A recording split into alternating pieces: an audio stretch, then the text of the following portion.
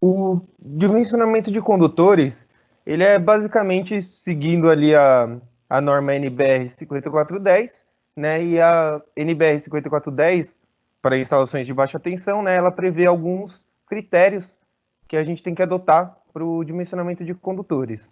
Então, são 6 critérios que a NBR considera para a gente. O primeiro que é a capacidade de corrente, o segundo que é o sobrecarga, o terceiro que é o queda de tensão, o quarto que é a seção mínima, o quinto que é curto-circuito e o sexto que seriam contatos indiretos. Cada critério que a gente realiza, né, a partir da norma, ele vai gerar uma seção nominal, né, então um valor em milímetros quadrados diferente, né, ou diferente ou não, né, mas cada critério ele gera uma seção.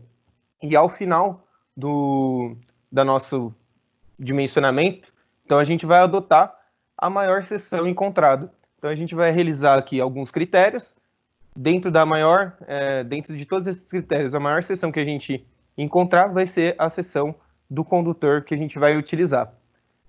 Sendo que, né, então, para os nossos dimensionamentos aí em instalações elétricas residenciais, então a gente vai considerar que os últimos critérios, né, que seriam critérios de curto-circuito e contato diretos, eles estão sendo atendidos se a gente conseguir atender esses 4 primeiros.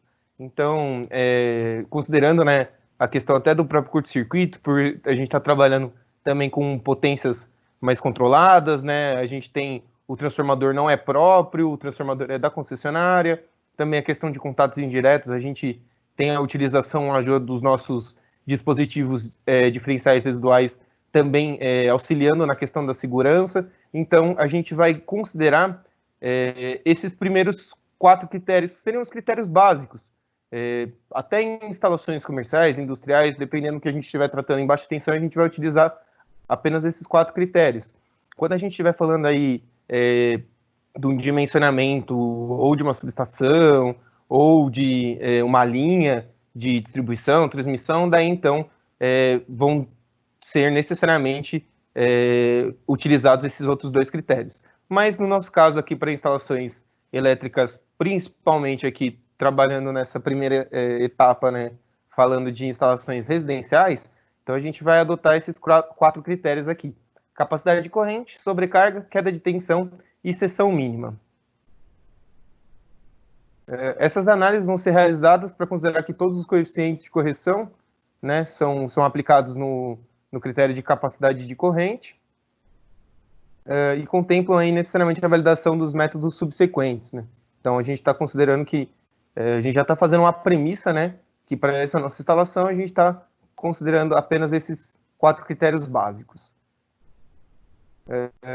Então aí, ó, esses critérios podem ser adotados para o dimensionamento de instalações prediais, para a parte interna dos apartamentos, para instalações comerciais de pequeno porte e ainda outras aplicações, se forem reanalisadas as premissas adotadas, seguindo os critérios da norma NBR 5410. Então isso aqui é basicamente, eu realizei um roteiro de dimensionamento de condutores, ele está um pouco mais voltado realmente para a questão de instalações residenciais, mas ele pode ser aplicado para outros tipos de instalações, mas tem que ser confirmado, né, se essas premissas também são válidas. Ou seja, o método de instalação, os tipos de condutores, né, então até questão de temperaturas. Então, se tudo isso for, se isso for equivalente, né, igual ao que a gente está tratando aqui nesse roteiro de dimensionamento, ele pode ser seguido. Se não, sempre a gente vai ter como base, né, a NBR 5410 para a gente poder avaliar, né, e tirar, sanar nossas dúvidas. Então, vamos considerar que as premissas que são feitas para esse tipo de dimensionamento, né, para esse roteiro que está aqui apresentado. Então, para o dimensionamento dos condutores em instalações elétricas residenciais, vamos fazer as seguintes premissas. Os condutores serão do tipo cabo flexível isolado, com isolação PVC, EPR ou XLPE. O método de referência da instalação será o método B1, número 7 e 8, que são eletrodutos de seção circular embutidos em alvenaria. Então, se a gente utilizar algum outro tipo de método de instalação, se for eletrodutos aparentes, eletrocalhas, né, eletrodutos que são magnéticos, então tudo isso aí vai influenciar, então a gente tem que ir lá na NBR 5410 e olhar quais são, então, as tabelas referentes a esses novos métodos. né? Então, aqui para o método residencial, basicamente a gente considera que todos os eletrodutos vão estar embutidos em alvenaria com seção circular, por isso esse método de referência B1. Outra coisa, considerando então que o eletroduto será do tipo corrugado e material PVC. As proteções dos disjuntores vão ser de classe B e classe C, e a partir então dessas premissas a gente vai adotar os critérios de capacidade de corrente, sobrecarga, queda de tensão e seção mínima para então realizar o dimensionamento dos nossos condutores, dos circuitos aí para nossas instalações, nesse caso, residenciais. Então, vamos dar uma olhada aqui nos critérios que a gente tem. Então, o primeiro critério, que seria a capacidade de corrente. Então, um critério de capacidade de corrente, basicamente a gente então vai avaliar, segundo a corrente de projeto e segundo a corrente corrigida, quais são os condutores, né, que vão atender essa capacidade de corrente. Então, a gente vai verificar, de acordo com cada tipo de condutor, então se é um condutor de cobre flexível, com um determinado tipo de isolação, por exemplo, ali o de PVC, então você tem que procurar a tabela do fabricante aí desse condutor e verificar quais são os valores de capacidade de corrente. Então, aqui, já só para mostrar, né? Então, por exemplo, para cada seção nominal, a gente tem, então, uma capacidade de corrente. Aqui eu coloquei só até 50 milímetros, porque residencial, pelo menos a parte interna, circuitos terminais, a gente não extrapola muito isso. Mas, para os outros valores, teria que ser, então, utilizado tabelas aí de outros fornecedores, né, fornecedores dos cabos que você vai utilizar, que vai ter, então, a seção nominal, o método de referência utilizado e qual que é a capacidade de corrente para cada tipo de condutor. Então, isso seria a avaliação da capacidade de corrente. Então, primeiro que a gente faz é calcular a corrente de projeto. A corrente de projeto consiste em a gente realizar a divisão, né, entre a potência aparente, então a potência em volt-ampere, dividido pela tensão que alimenta o circuito, então tensão em volts. No caso, isso aqui vai valer para circuitos monofásicos, então, considerando aí que a gente está trabalhando em circuitos monofásicos 127 volts e circuitos bifásicos com duas fases, né, gerando uma tensão de 220, então, se a gente estiver calculando o circuito monofásico, vai ser a potência do circuito dividido por 127. Se a gente estiver tratando do circuito bifásico, seria a potência dividido por 220. Agora, se a gente está calculando um circuito trifásico, né, que para instalações, por exemplo, residenciais, a gente não tem tantos circuitos trifásicos, mas vai ter, por exemplo, o circuito de distribuição, né, que liga o quadro medidor ao quadro de distribuição.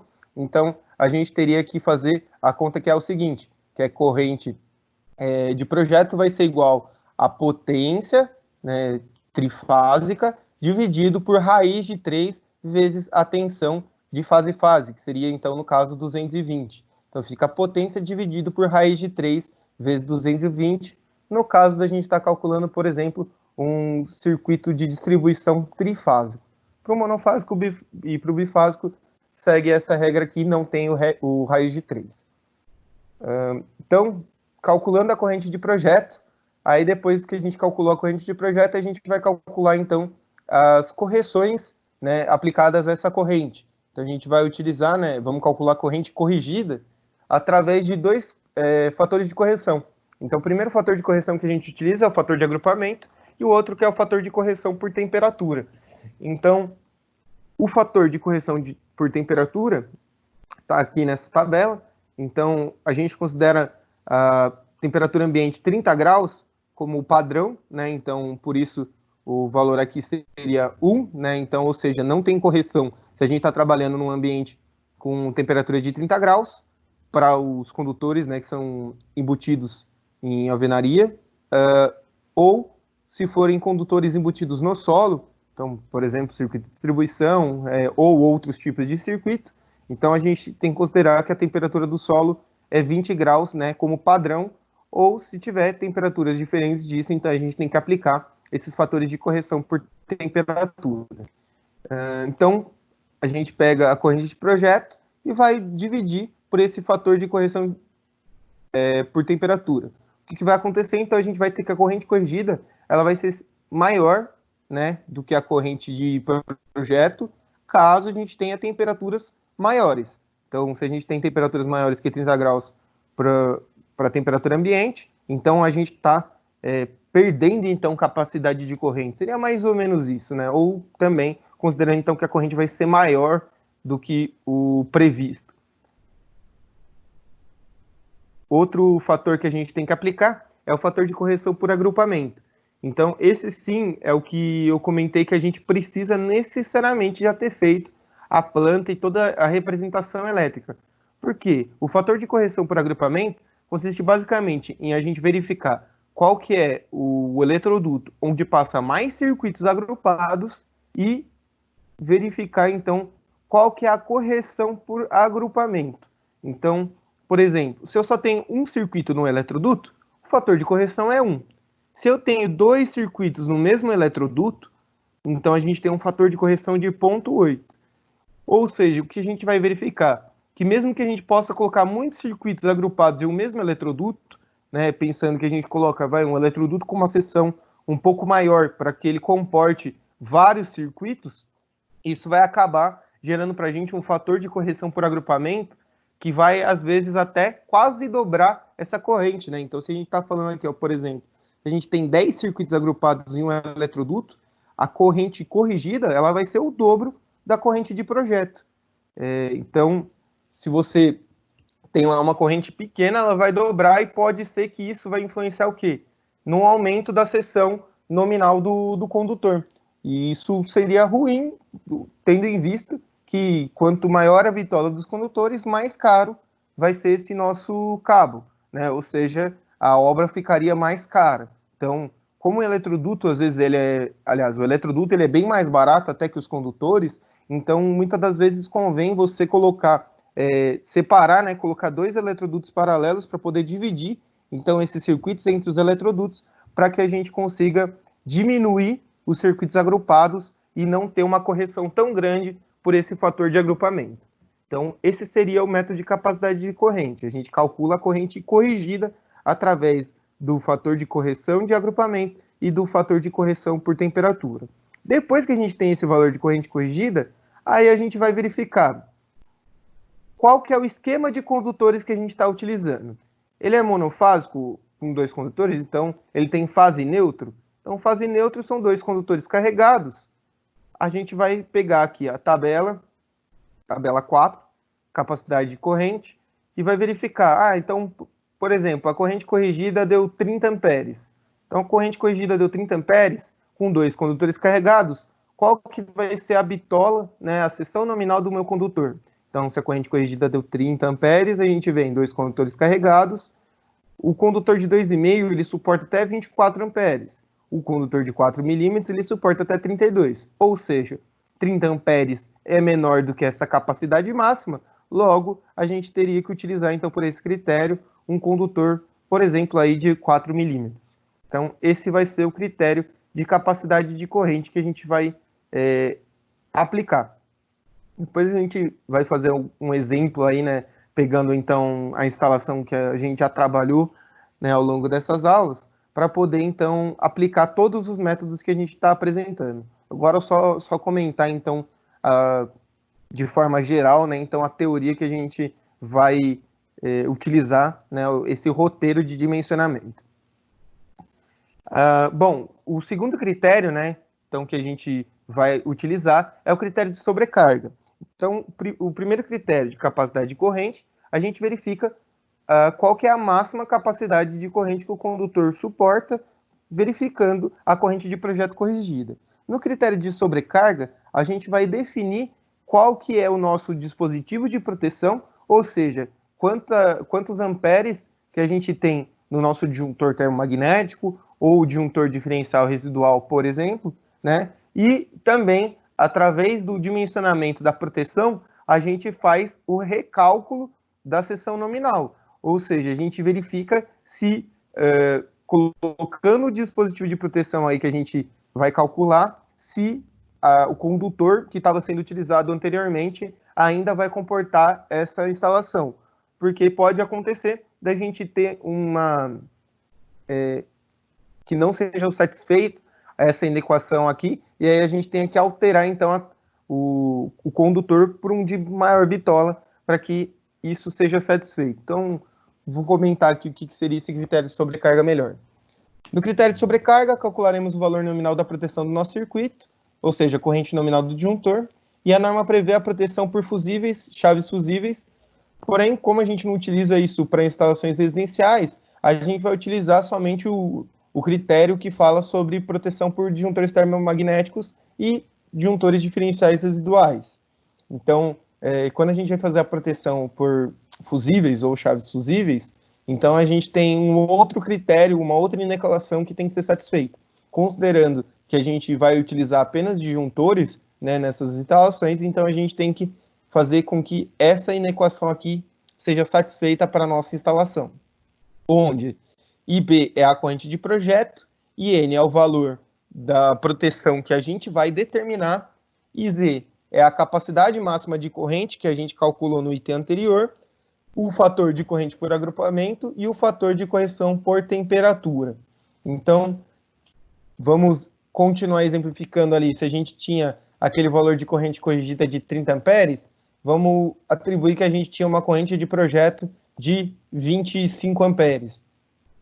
Então, se a corrente de projeto 25 amperes, a gente tem aqui, ó, 25, teria que ser menor ou igual o valor da proteção, menor ou igual IZ. A gente calculou que a gente precisaria de uma bitola de 4 milímetros. A capacidade máxima dele é 32.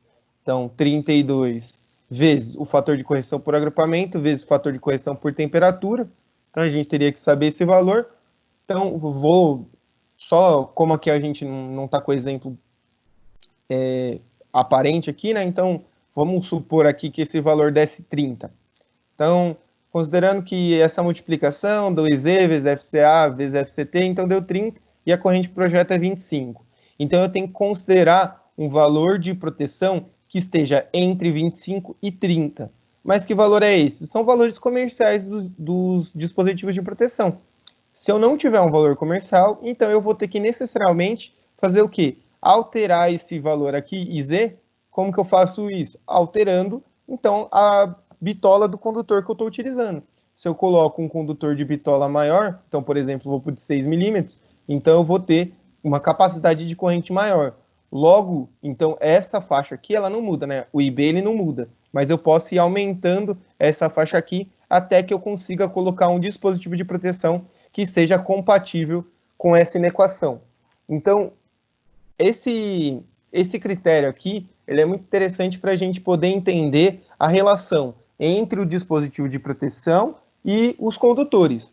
Por isso que a gente nunca vai alterar um disjuntor sem antes avaliar se o condutor, né, tá sendo atendido, né, se o condutor e o dispositivo de proteção estão casando, né? Então, por exemplo, se eu tenho um condutor de 4 milímetros, tem um condutor de 4 milímetros, a corrente de capacidade máxima dele é 32 amperes. Isso aqui é muito comum, por exemplo, para chuveiro. E aí você trocou o chuveiro, esse disjuntor, que era um disjuntor lá, por exemplo, de 32, começou a desarmar. Ao invés de você trocar o disjuntor e a fiação, que já estão no limite, geralmente aí acaba que muitos profissionais acabam já só alterando o valor do disjuntor. O que aconteceria? Você colocaria um disjuntor, por exemplo, de 50 amperes ou um pouco menor, e aí você tem um dispositivo de proteção que ele só vai desarmar com uma corrente muito mais alta até do que a capacidade de corrente do condutor de 4 milímetros. Então, o que isso resulta na prática? O disjuntor nunca desarma, mas o fio começa a superaquecer até gerar um problema na sua instalação. Então, por isso que a gente sempre tem que casar o dispositivo de proteção com o condutor que a gente está utilizando. Então, esse critério aqui, ele evidencia bastante isso que a gente está tratando. E quais são os valores comerciais aí de disjuntores? Então, por exemplo, a gente tem aí, ó, a partir de 4 amperes até 125 amperes, são valores comerciais, tanto para disjuntores monofásicos, bifásicos ou trifásicos. Então, no nosso caso lá, né, então, por exemplo, se tivesse aqui um disjuntor de 50, então a gente teria um problema. Bom, considerando aqui, que eu tinha começado a comentar inicialmente, né? Corrente de projeto 25, essa conta toda dando 30. Eu não tenho um dispositivo de proteção entre 25 e 30. Aliás, entre 25 e 30, né, considerando que aqui é menor ou igual, então a gente poderia colocar um dispositivo de proteção com um valor nominal de 25. Né? Agora, se fosse a corrente deu 26. Então, a corrente de projeto é 26 e esse valor aqui, essa multiplicação, deu 30. Entre 26 e 30, né, eu não tenho nenhum valor de dispositivo de proteção padrão, né, comercial.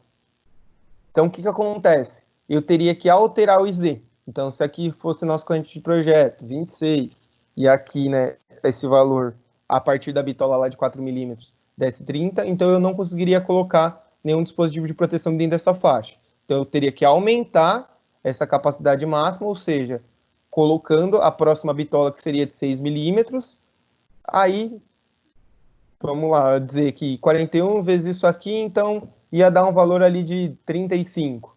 Então, entre 26 e 35, que valor que a gente tem na faixa? Então, teria daí um valor de 32 amperes. Então, daí sim, a gente tem um valor que satisfaz essa inequação. Então, essa é a ideia. A gente tem que encontrar um valor, um dispositivo de proteção que ele seja maior ou igual ao valor da corrente de projeto e menor ou igual à capacidade de corrente corrigida, né? Então, a capacidade máxima de corrente do condutor corrigida por os nossos fatores de agrupamento e de temperatura. Então, a partir disso, a gente consegue determinar qual que seria, né? Então, o dispositivo de proteção e também a seção mínima a partir desse critério. Então, se eu encontrei uma seção de 6 milímetros nesse critério e anteriormente tinha encontrado a de 4, a gente já, a partir de agora, começa a adotar a de 6 milímetros. Então, a gente sempre adota a maior seção que a gente encontrar dentro de todos os critérios. O critério de queda de tensão, por sua vez, né? Então, vamos falar um pouquinho dele. Ele tem algumas metodologias aí que a gente pode aplicar. A metodologia, inclusive, que é apresentada lá pela NBR 5410, seria a do cálculo de queda de tensões por trechos. Então, a gente calcula quanto de queda de tensão tem em cada trecho e, somando os trechos, a gente não pode ter uma queda de tensão maior do que 4% quando for do quadro de distribuição a circuitos terminais ou 1% quando for do quadro de medição até o quadro de distribuição. Isso aqui são os valores apresentados lá pela NBR 5410, considerando então que eu estou falando de instalações de baixa tensão residencial. Se a gente estivesse fazendo uma outra instalação, né, então aí tem outros critérios lá na NBR. Então, por exemplo, se você tem uma subestação, então da sua subestação interna até os circuitos terminais, a queda de tensão admissível é maior. Então, daí você tem que avaliar lá pela norma quais são esses valores e separando aí de acordo com a necessidade. Então, por exemplo, esse 4% seria um valor de queda de tensão máxima admissível, mas eu posso trabalhar com 2%, 3%, aí também vai depender do meu critério de projeto. Bom, então esse seria para o método, né, de queda de tensão por trecho. O que a gente vai avaliar? Né, que cada condutor ele tem uma queda de tensão unitária.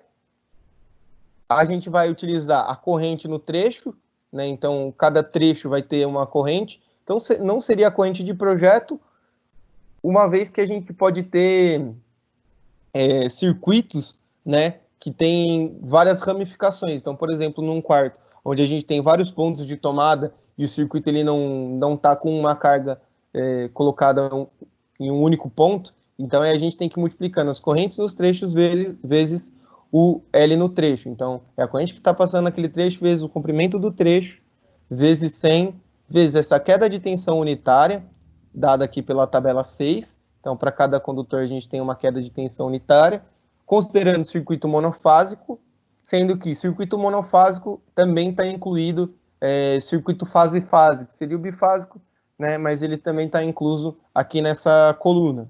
Ou circuitos trifásicos, então, considerando essa terceira coluna. A partir desse cálculo, a gente calcula a queda de tensão no trecho. Então, por exemplo, calculei num trecho, deu 3%. Deu 3%, Se só tem aquele trecho, 3%, e é um trecho de circuito terminal, a gente verifica, os 3% é menor do que os 4%, então o critério está atendido. Se eu calculei, por exemplo, 3 trechos, né, do mesmo circuito, o primeiro trecho deu uma queda de tensão de 1%, o segundo deu uma queda de tensão de 5%, e o terceiro trecho de 1%, então a gente teve na soma das quedas de tensões percentuais, né, um valor acima dos 4%. Ou seja, eu tenho que refazer, né, esse critério utilizando uma bitola maior. Então eu tenho que utilizar daí um condutor com uma bitola maior, porque o que acontece?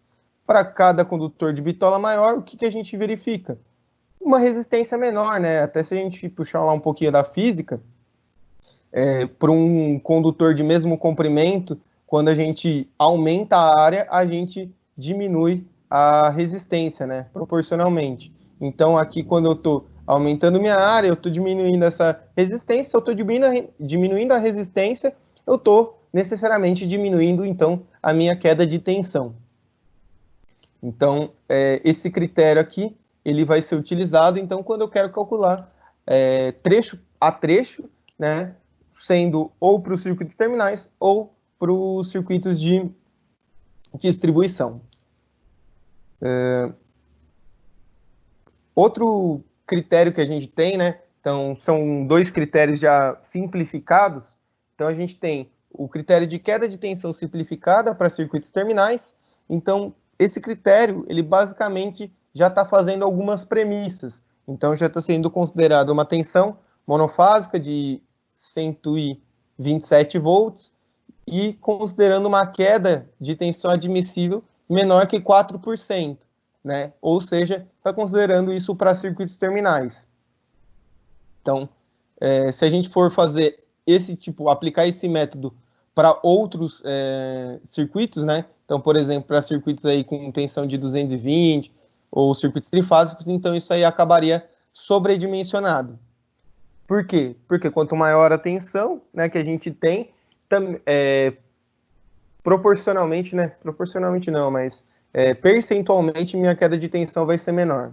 Então, por isso que a gente pode aplicar. O que seria esse método? Esse método já é simplificado a partir dos cálculos que estavam dispostos ali em cima, né, por aquele critério por trechos. Então, foi calculado uma aproximação aqui de distâncias, né, de comprimentos e a corrente que passa em cada circuito. Então, se você sabe mais ou menos a distância máxima que o circuito tem e quanto de corrente de projeto que passa por ele, a gente pode vir aqui e verificar qual que é a seção que tem que ser utilizada. Então, isso aqui é um método já bem simplificado para poder utilizar, então, em circuitos monofásicos e bifásicos para circuitos terminais. Então, no nosso caso lá, a gente estava tratando, então, por exemplo, um circuito corrente de projeto de 26 amperes. Então, a gente tem uma corrente de projeto de 26 amperes, então, entre 25 e 32, vou considerar aqui mais próximo dos 25. Por isso que ele é um critério também, esse simplificado aqui, ele é um critério aproximado, tá? Mas dependendo do tamanho da instalação, né, da potência, considerando as instalações de baixa tensão, ele vai atender bem. Então, considerando então uma corrente de projeto de 26 amperes, vou tratar aqui mais próximo dos 25, uma distância aí de até 20 metros, já estou considerando que a bitola tem que ser utilizada aí de 6 milímetros. Então, um circuito não muito grande, né?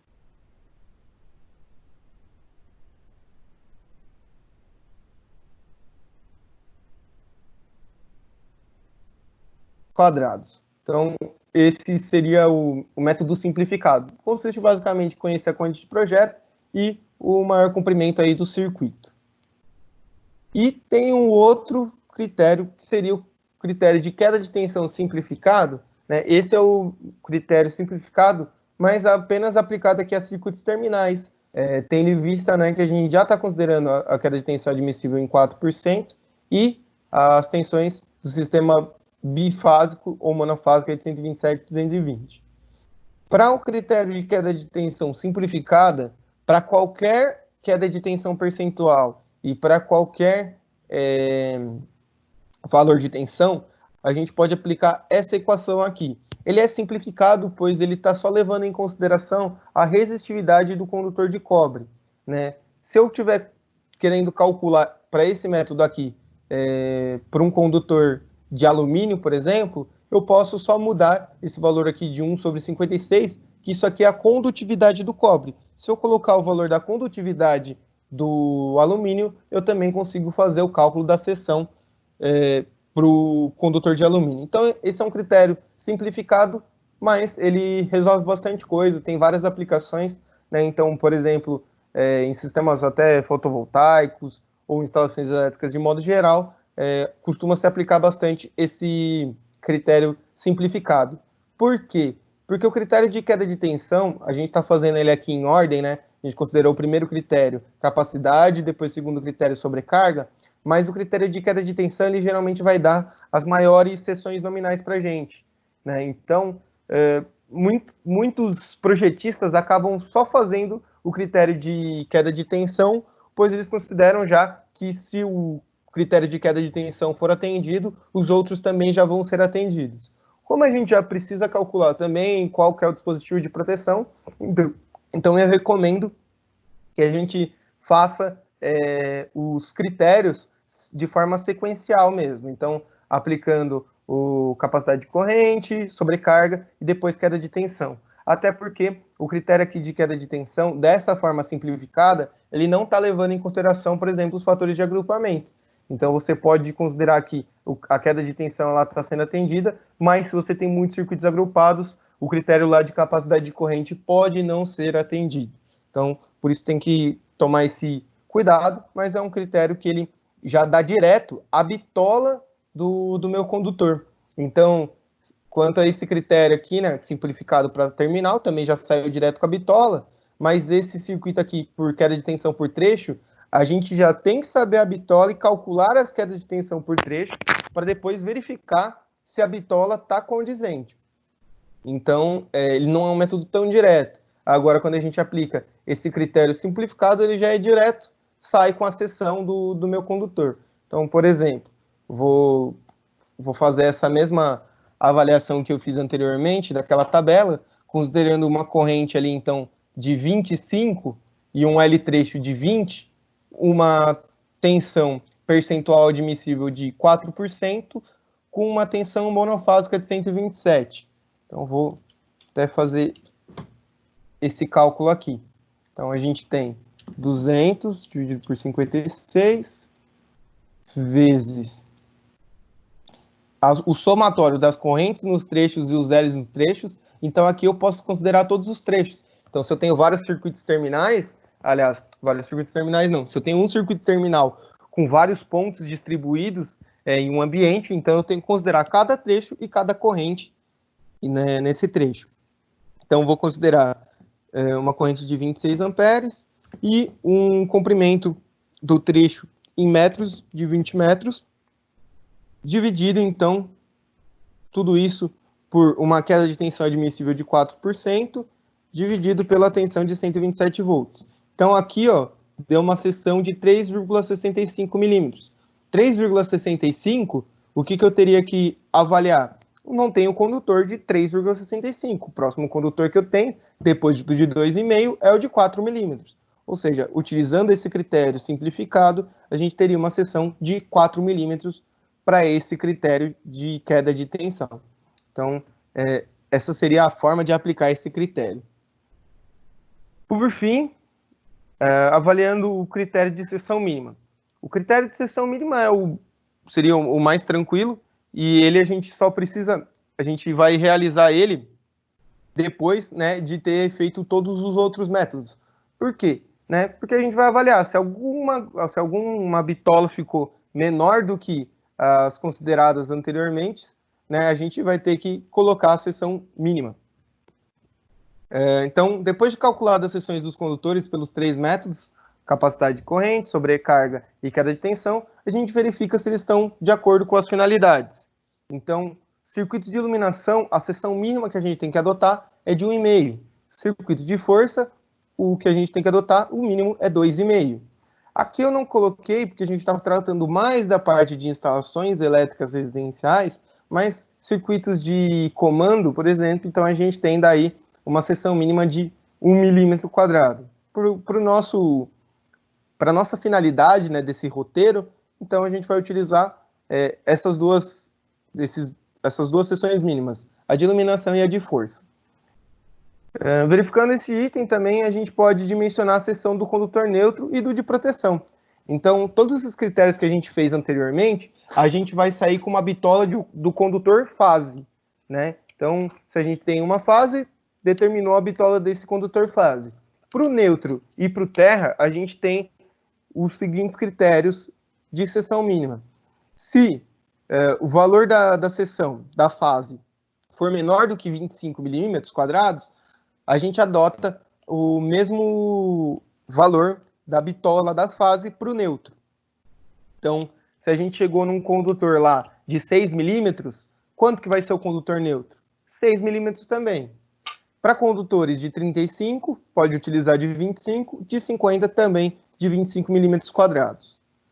Para o condutor de proteção, a gente vai avaliar o quê? Que a gente pode utilizar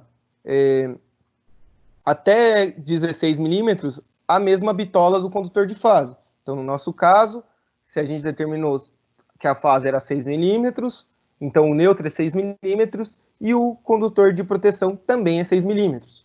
Se a gente tivesse calculado um condutor de fase de 25 milímetros, o neutro seria de 25, mas o proteção seria de 16. Acima de 35 milímetros², a gente considera que a seção do condutor de proteção ela vai ser metade do valor da seção de fase. Esses seriam os critérios que a gente tem aí para dimensionamento de condutores, principalmente aí para a parte de instalações residenciais. Então, agora vamos pegar os nossos exercícios, né, a nossa planta que a gente já veio trabalhando e realizar, então, todos esses critérios aí que a gente apresentou. Deixa eu verificar aqui se tem pessoal querendo entrar. Beleza. Então, pessoal, por hora, alguma dúvida aqui nesses critérios? Ainda está um pouco mais falado, mas é mais para entender já um pouco da teoria que a gente está aplicando. E aí agora realmente fazer um exemplo. Tudo bem por enquanto?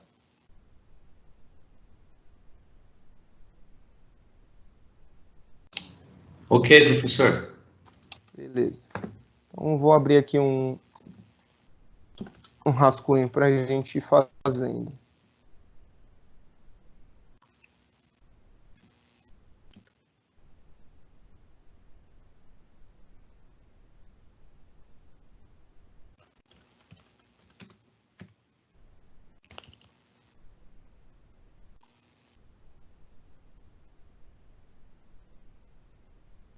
Então, vamos calcular aqui para o circuito 1, mas junto também, então, vou abrir o meu projeto, né? Então, vou pegar aqui a aula que a gente fez de lançamento de condutores.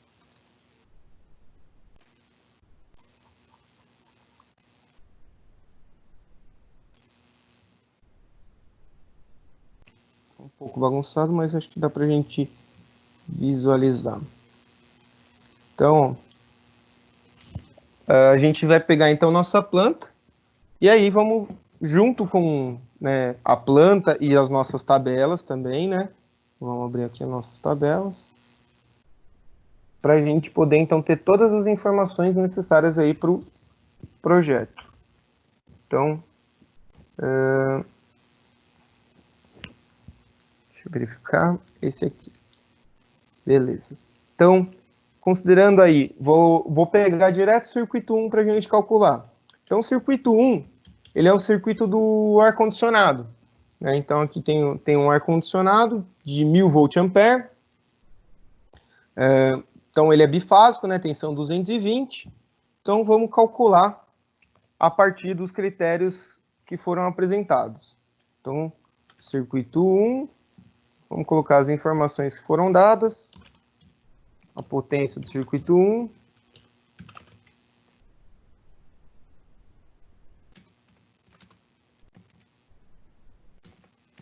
potência do circuito 1, considerar 1000 voltamperes. A tensão é 220 volts. E agora, então, aplicando os nossos critérios. Então, capacidade de corrente.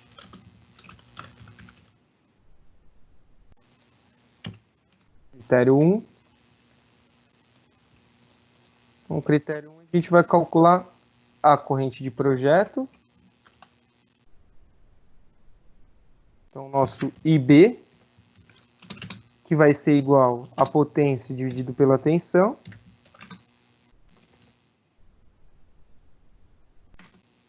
Então, nossa corrente de projeto vai ser igual nossa potência, 1000 voltampere, dividido por 220.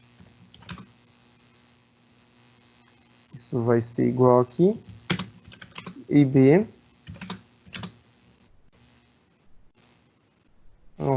1000 dividido por 220. Então, 4,54 amperes.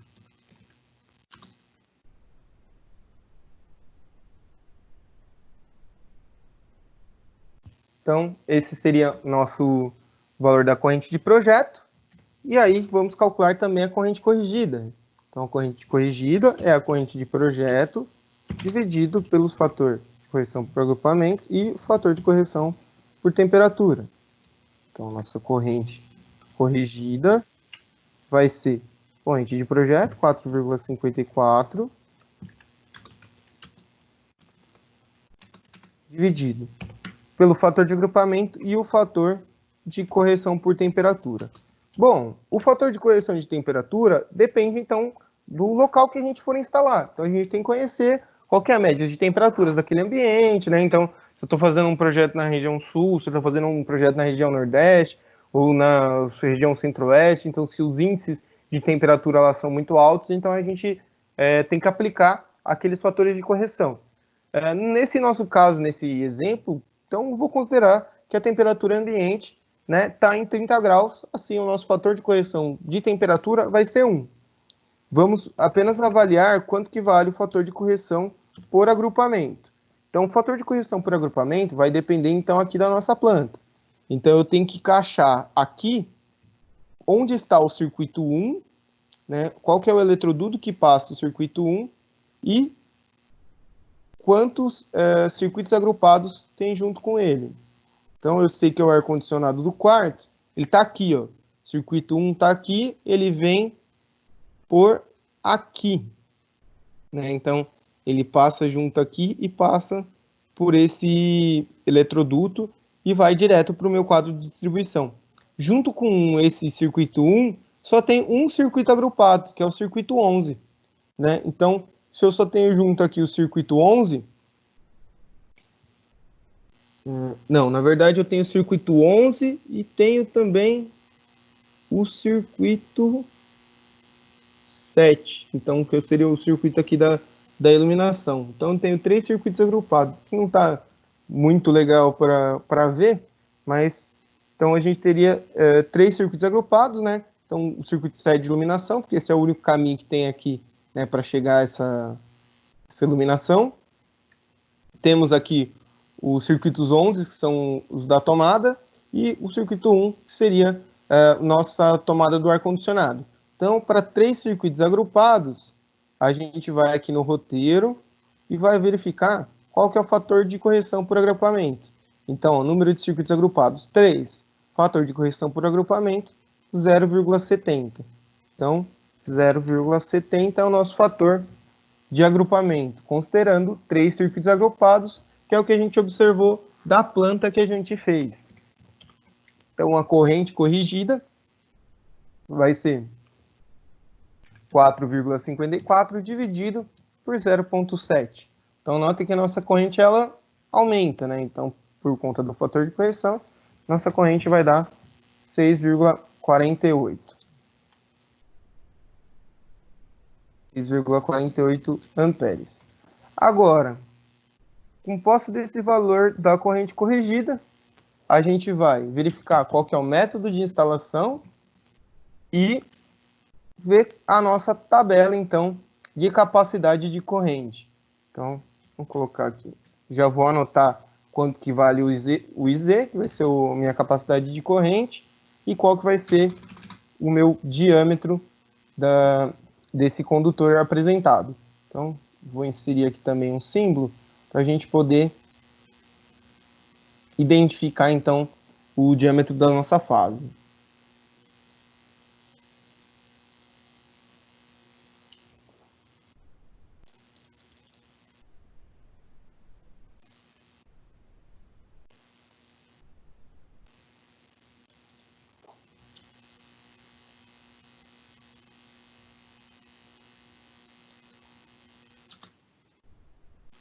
Então, vamos lá na nossa tabela e vamos conferir qual daqueles condutores, né, para o método, no caso aqui, bifásico, né, qual que é o diâmetro, né, qual que é a seção nominal que...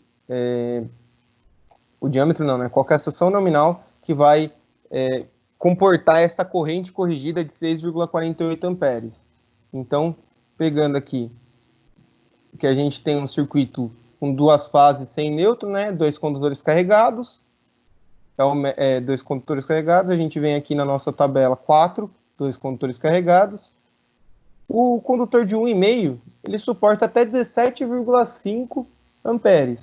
Então, se a nossa corrente calculada a corrente corrigida deu 6,48, o condutor de 1,5 já estaria suportando. Então, vamos anotar 17,5 como IZ, e 1,5 como sendo a bitola da fase para esse primeiro critério. Então, a bitola da fase seria 1,5 milímetro para esse primeiro critério, e a capacidade máxima 17,5 amperes para esse nosso primeiro critério de capacidade de corrente. Agora vamos fazer o critério de sobrecarga. Então, critério 2 de sobrecarga.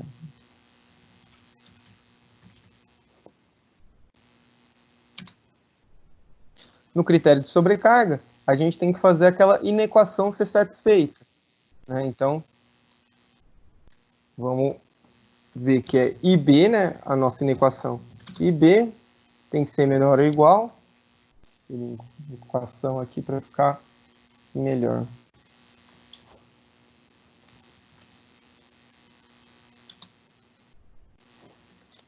IB tem que ser menor ou igual a IN, que é o valor que a gente vai encontrar, né, que a gente vai definir, menor que IZ, vezes fator de correção por agrupamento, vezes fator de correção por temperatura. Isso tudo vai nos levar, né, a uma corrente de projeto que a gente já calculou anteriormente, 4,54. Isso tem que ser menor ou igual. IN tem que ser menor ou igual ao IZ, que no caso nosso é 17,5, vezes fator de correção por agrupamento, 0,7, vezes o fator de correção por temperatura, no nosso caso, 1. Então, isso aqui vai ter que ser 4,54 menor ou igual a IN, que vai ser menor ou igual a 17,5 vezes 0,7. 12,25. 12,25. Então, eu preciso de ter um dispositivo de proteção que esteja entre essa faixa de 4,54 amperes e 12,25 amperes. Olhando lá o nosso roteiro de dimensionamento, então a gente verifica que os valores comerciais entre 4,54 e 12,25 são 6 e 10. Então, vou considerar o valor de 10, até porque isso seria, né, um outro critério, no caso, como a gente está falando do ar-condicionado, se eu já tivesse o equipamento, eu teria que ir lá no manual do fabricante e ver qual que é o disjuntor que ele especifica como mínimo. Até porque se a gente não colocar o dispositivo correto, né, ele perderia a garantia. Então, No caso, se eu não conhecer, então vou adotar o valor que foi calculado a partir da nossa corrente. Eu vou colocar o nosso IN como sendo 10 amperes. Então, corrente nominal do nosso dispositivo de proteção é 10 amperes. E a nossa bitola, para esse caso aqui, continua sendo quem? Continua sendo o valor de 1,5 mm. Por quê? Porque tinha um valor de N que satisfazia essa inequação. Então, a minha bitola do condutor de fase continua com 1,5 e a corrente do dispositivo de proteção 10 amperes. Agora, vamos fazer o critério de queda de tensão. Então, critério 3, queda de tensão.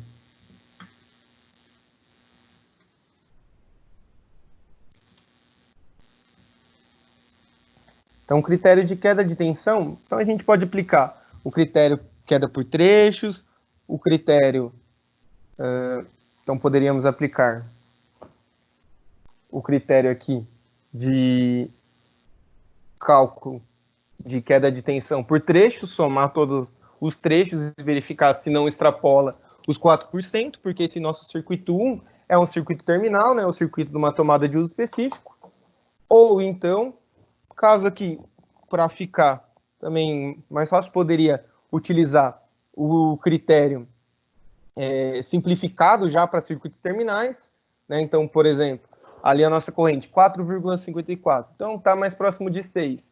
O nosso caminho, né, o nosso condutor, tem menos de 20 metros? Tem. No caso, ele está bem próximo até aqui, né? Então, a gente teria que saber realmente qual que é a escala dessa planta, utilizar, então, as medidas. Por isso que a gente faz isso no CAD, né? Utilizando, então, as linhas, os layers certos, né? Polylines e tudo mais, porque daí a gente já consegue exatamente os valores, né? De qual que é o comprimento desse condutor.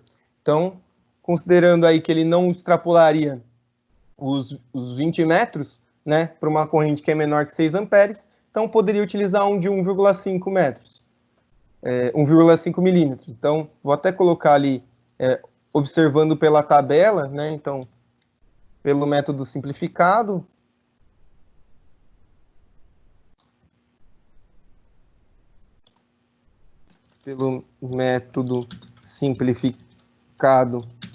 de circuitos terminais, a gente teria a mesma bitola aqui de 1,5. Vou colocar aqui em cima como um dado também, só para ficar melhor, né? Então, considerando o comprimento, né? Como se a gente já tivesse o comprimento de antemão aqui. Então, vou chamar de L trecho, sendo que só tem esse trecho, mas considerar ele aí então de 15 metros, só para que fique fácil para a gente poder calcular. Então, observando lá pelo método simplificado, estaria dando essa bitola de 1,5.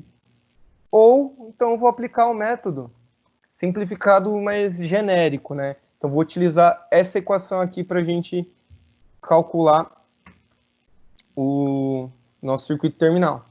Então, vamos lá, vocês são milímetros quadrados, 200 dividido por 1,56, somatório, dividido por ΔV vezes V. Isso aqui vai dar para a gente, então, que a seção em milímetros vai ser igual a 200 vezes 1 sobre 56, vezes, vou colocar um vezes aqui também, 200 vezes 1 sobre 56, vezes o somatório das correntes no trecho, vezes os comprimentos do trecho. No nosso caso, a corrente do trecho é a única corrente, né? Considerando que esse circuito ele só tem um ponto, então é 4,54 vezes o comprimento, 15 metros, dividido, tudo isso dividido, então, pela queda de tensão admissível, né, percentual, vamos considerar os 4%, vezes a tensão que alimenta esse circuito, que é 220. Então, a gente vai ter aqui, fazendo essa conta, né? Vamos fazer ela aqui. 200 dividido por 56 vezes 4,54 vezes 15 dividido por 4 dividido por 220. Então, inclusive nesse critério aí, né, estaria dando uma bitola bem menor, bem pequena, considerando ali a mínima que a gente verificou de 1 milímetro, né? Então, vou até anotar isso aqui. Então, seção mínima seria igual a 0,28. No caso, iria para 1,5. Então, como não tem nenhuma bitola ali intermediária, a gente já consideraria essa de 1,5 pelo critério de queda de tensão. Por fim, né, então a gente fez aí, ó, capacidade de corrente, sobrecarga, queda de tensão. Então a gente teria que fazer o critério da seção mínima. Então, vamos colocar aqui o critério da seção mínima.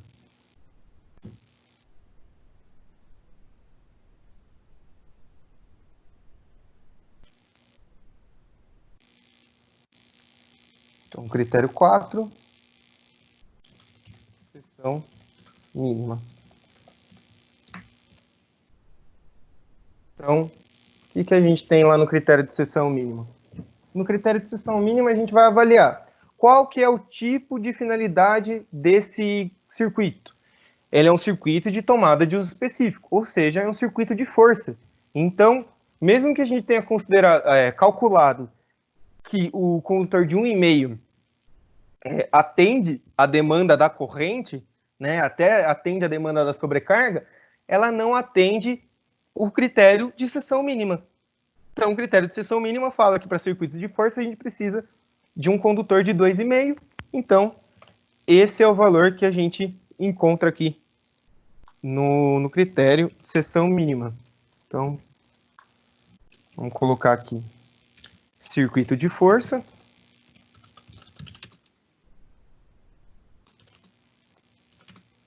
Então, a gente tem uma bitola de 2,5 para a fase.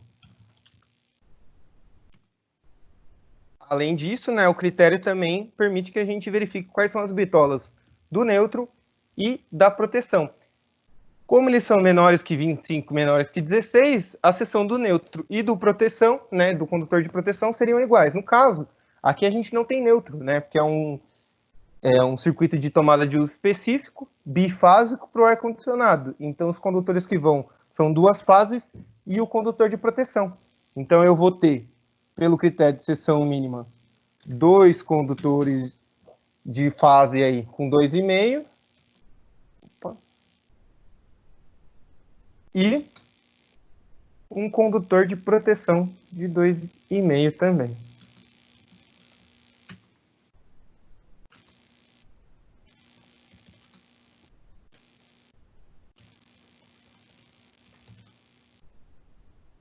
Logo, quando a gente nota isso aqui, né, como a gente falou pelos métodos, a bitola que a gente vai adotar é a maior encontrada diante de todos esses critérios.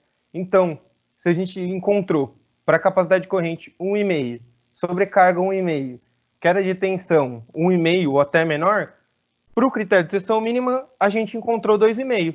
Logo, a seção do condutor 1, do circuito 1, vai ser 2,5. Então, vamos escrever aqui. Circuito 1, ele vai ter 2 fases. 2 fases de 2,5 e uma proteção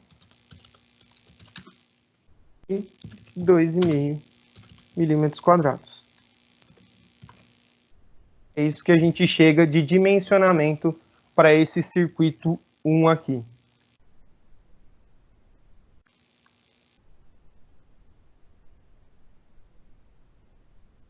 Tudo bem